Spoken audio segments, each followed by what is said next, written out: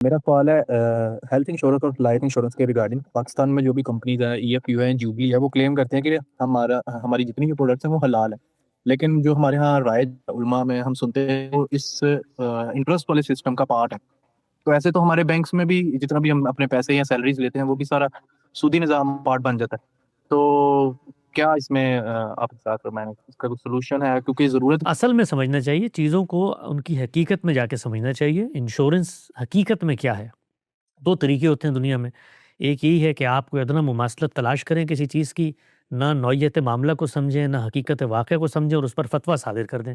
اور دوسری چیز یہ ہوتی ہے کہ معاملے کے اندر اتریں اور دیکھیں کہ اس کے اپنے اندر کیا کوئی ایسی خرابی پائی جاتی ہے جو دین کا اصولی نظام ہے، دین کی اخلاقی ہدایت ہے، اس سے کہیں متصادم ہے. اچھا، کبھی کبھی تصادم کلی طور پہ ہوتا ہے، کبھی جزوی طور پہ ہوتا ہے، کبھی اطلاق میں ہوتا ہے. اس لحاظ سے پھر آپ کے ہاں ابا بھی پیدا ہونا چاہیے، کسی چیز سے احتراز یا دوری بھی پیدا ہونی چاہیے. تو انشورنس کا جو معاملہ ہے یہ اپنی ذات میں کوئی خلاف اسلام نہیں، بلکہ اسلام کا جو تصور احسان ہے اس کے مطابق ہے. یہ حقیقت میں کیا ہے؟ ایک عقد معاونت. عقد معاونت کا مطلب یہ ہوتا ہے کہ ایسا پیکٹ کرنا جس میں آپ ایک دوسرے کی مدد کریں گے.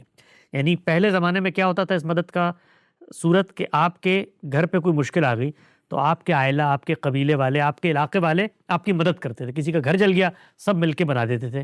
معاشرہ آگے بڑھا، اس کی تنظیم کار ہوئی تو اس سے ایک نئی صورت پیدا ہوئی کہ ہم سب باہمی طور پر ایک عقد معاونت کر لیتے ہیں اور تھوڑا تھوڑا پیسہ ہر مہینے ڈالتے رہیں گے. اس میں کسی کی کوئی مشکل پیدا ہو تو اس سے وہ پوری کر دی جائے گی.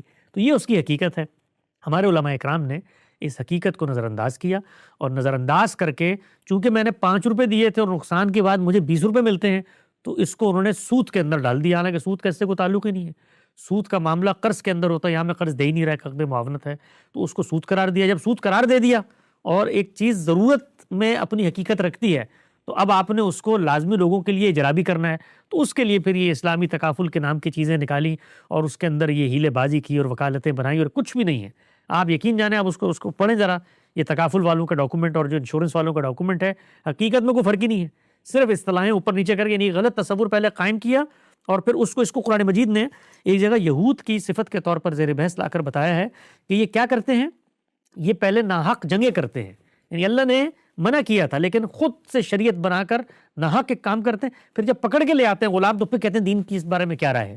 تو پہلے اس پر غلط فتویٰ لگاؤ حرمت کا اور پھر اس کے بعد اس کو جائز کرنے کے لیے جو ہیلے بہانے ہمارے کیے جاتے ہیں، اللہ کی پناہ مانگنی چاہیے. انشورنس بالکل جائز ہے.